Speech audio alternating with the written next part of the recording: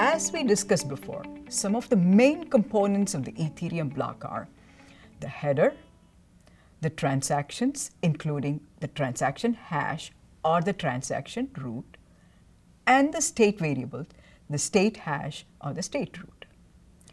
Integrity of the block is managed by assuring that the block header contents are not tampered with, the transactions are not tampered with, state transitions are efficiently computed, hashed, and verified.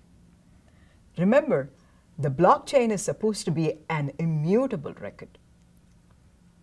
In Ethereum, the block hash is the block of all the elements in the block header, including the transaction root and state root hashes. It is computed by applying a variant of SHA-3 algorithm called Keccak on all the items of the block header. You will see a real example of Bitcoin block hash in the quiz associated with this module. A typical block has about 2,000 transactions in Bitcoin and about 100 transactions in Ethereum. We need an efficient way to detect tampering and validate the transaction efficiently. Hashes of transaction in a block are processed in a tree structure called Merkle tree hash that we discussed in an earlier lesson. Merkle tree hash is also used for computing the state root hash, since only the hash of the chain states from block to block have to be recomputed. It is also used for receipt hash root. Remember the advantage over flat versus tree representation. If any transaction is to be verified, only one path through the tree has to be checked. You don't have to go through the entire set of transactions. Smart contract execution in Ethereum results in state transitions. Every state change requires state root hash recomputation.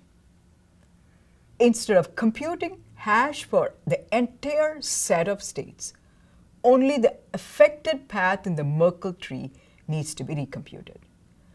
When the state 19 is changed to 20, that results in the path including 31, 41, and the state root hash 64 to be recomputed. Only that path is recomputed, not the entire tree. Now let's move on to block hash computation. Block hash in Ethereum is computed by first computing the state root hash, transaction root hash, and the receipt root hash shown at the bottom of the block header. These roots and all the other items in the header are hashed together with a variable nonce to solve the proof of work puzzle.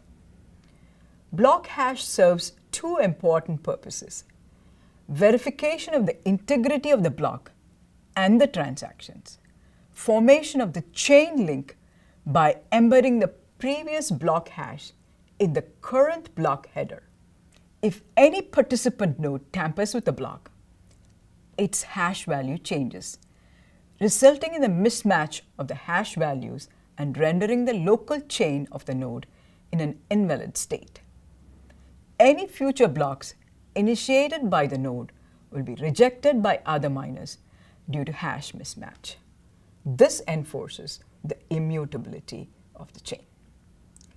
Summarizing, a combination of hashing and encryption are used for securing the various elements of the blockchain.